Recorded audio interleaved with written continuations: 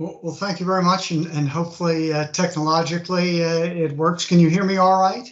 I can hear you. I can't see you And let yet. me share my screen.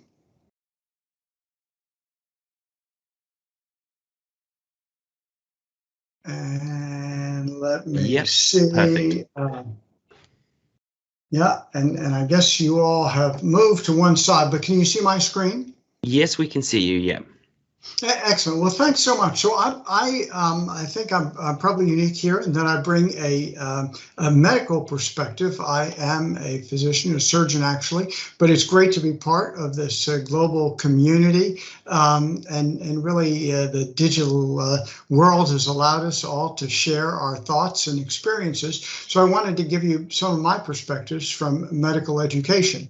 So I serve as the executive dean at the All-American Institute of Medical Sciences, which is based in Jamaica. This is an innovative young school which was created to increase capacity in an underserved part of that country.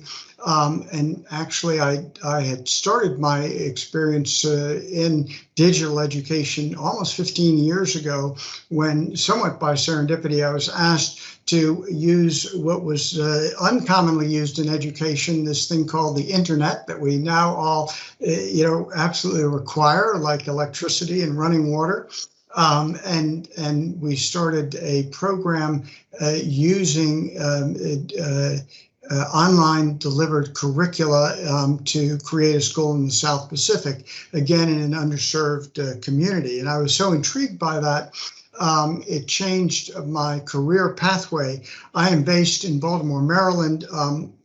When I came to attend school at Johns Hopkins, remained there as a resident and then specialized as a cardiothoracic surgeon for 20 years before my career path was changed. And I was so intrigued by this. I now have some minimal oversight responsibilities as a cardiothoracic surgeon here in Maryland, but the majority of my efforts are focused on increasing capacity and using digital resources to enable that. And as such, I act as director of medical education for a global med ed company, and I'll tell you a little bit about that in a few minutes.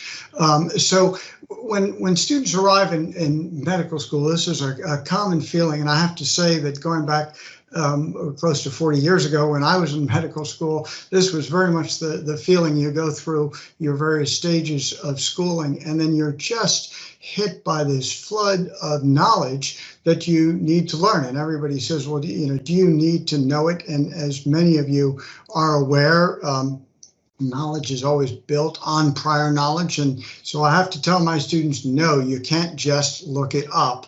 You really need to know these things. And so I turned, when I first got involved with this and had many students that did not have great study skills, became very interested in the evidence that existed in the cognitive science world.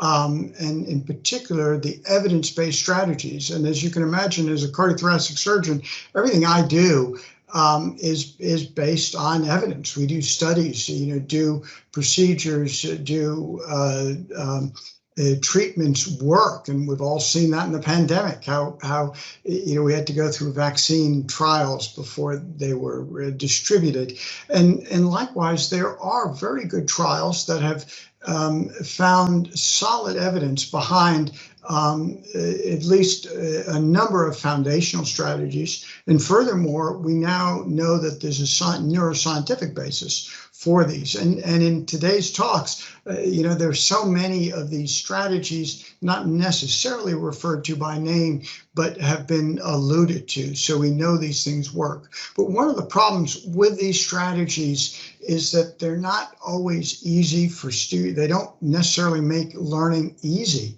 And how many students have you had that have asked, well, just put an IV and infuse the knowledge, and yet when we know this concept of desirable difficulties makes learning more effective. So I tell my students to think of it in the context of sports training. You have to do your physical exercises, your sit-ups, your push-ups, if you want to become a talented athlete. And many of these learning strategies that entail desirable difficulties do lead to more effective learning. The other challenge with some of these strategies is how do you implement them? And this is where I think digital resources and online administered learning platforms really will make a huge difference. So if we just look, I'm just going to review several of, I suspect that most of you in academia are well aware of these strategies, but as a quick review, space practice is where you space out both your learning and your teaching. Historically, when I was taught, everything was massed. You learned a particular subject or you learned a technique and you did it over and over. But we know that if there's an interlude between the periods of learning, you allow for neural consolidation and better long-term memory. Similarly, interleaving, many of you may be familiar where concepts are not only spaced but mixed up, and it essentially allows you the opportunity to contrast and compare. Again, is much more effective but hard to implement in a traditional setting. And lastly, and perhaps the most effective, is combining spacing with the retrieval-based strategies, which entail in part the testing effect. As we know from the Ebbinghaus curve, which many of you may recognize this representation of, with no attempted retention, most of what you learn is lost quite rapidly. But if you have repeated efforts at retrieval, then this information becomes more durable. And it's important with what everybody does, but particularly important in medicine. When you're in the midst of an operation, or the students are focused on their tests, taking their boards, you really need the information at hand.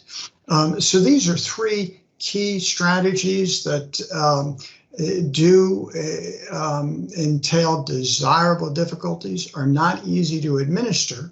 And so what I've found in my experiences, both in the South Pacific and now working in Jamaica, is that e-learning platforms and specialized platforms have made a huge difference. Frankly, I couldn't do what I do remotely without them, because in these platforms, you have the ability to cross space and time, and I'll take you through just a few examples of how this works. But for example, if a teacher assigns a video and the students watch that video and answer associated recall questions, then an algorithm can redirect those questions based on confidence and performance at various times, even if that student has moved on to another subject. So to show you a little bit what this looks like in real life, this is the platform, and we use a learning science platform which was started by a group based in Leipzig, Germany, called Lecturio, which had very much of a global vision. Actually, I ended up partnering with them before I joined the All-American Institute of Medical Sciences, or AIMS, because when I left the South Pacific, I felt that we needed to develop an ed tech tool to leverage learning science and to apply it broadly. It turned out to be fortuitous, because I subsequently took the position at AIMS, which was already using this platform, and we had switched to a complete digital existence prior to the pandemic. And it was very fortunate. We were actually the only school in the country that did not lose any time, because we were already using Zoom conferencing. Our exams were platform-based, and essentially our pedagogy was. So just a quick look in this brief presentation. The platform allows you to have a complete statistical overview of what all your students are doing. And as you can see, there's a lot of usage at Ames, at the school, and this over the last year. And you can break it up by classes. You can give assignments. You can create your own content, videos or voiceover PowerPoints.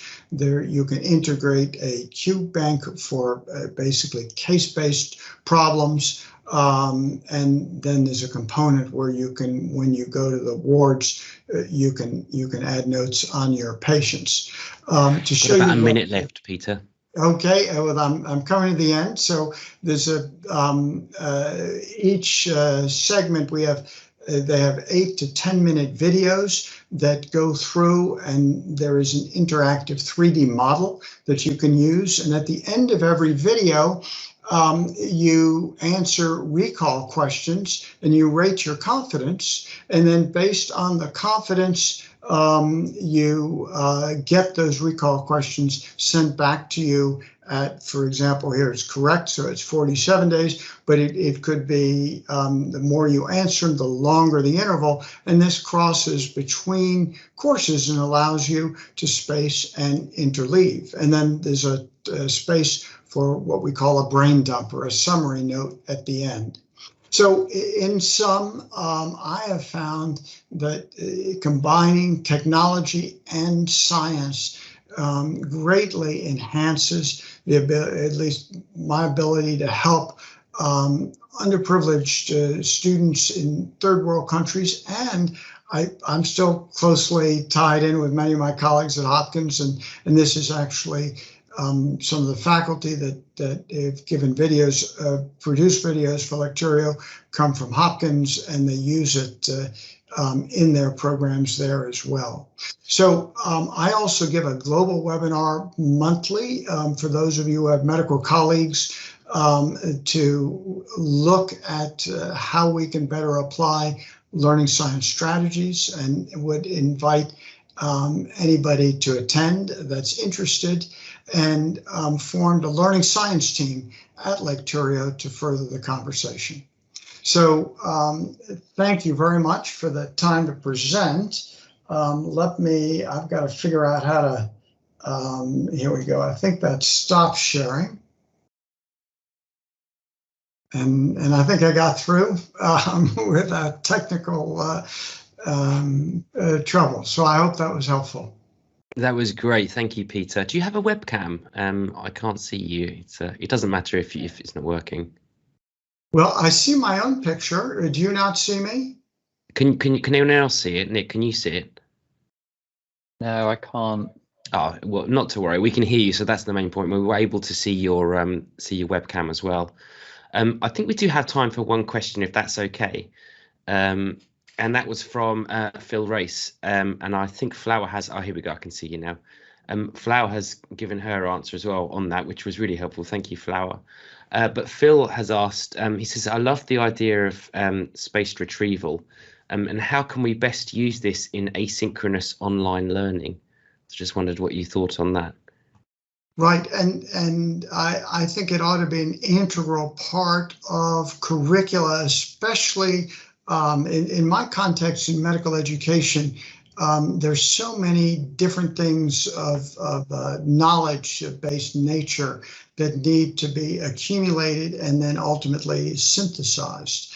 And you do tend to forget anything that you don't repeatedly retrieve. So a spaced repetition deck, what I value in a specialized platform where you can mix your own content and your spaced repetition is that you know that you've assigned, let's say, a video module to a student so they have the direct instruction, and then they can keep retrieving that. But there are many other decks out there. Anki produces one. The algorithms are based, on a variation of the Super Memo 2 type algorithms. And I think these are important new aspects to pedagogy that were not present and are not present in many places, and I think ought to be part and parcel with teaching across the board, especially in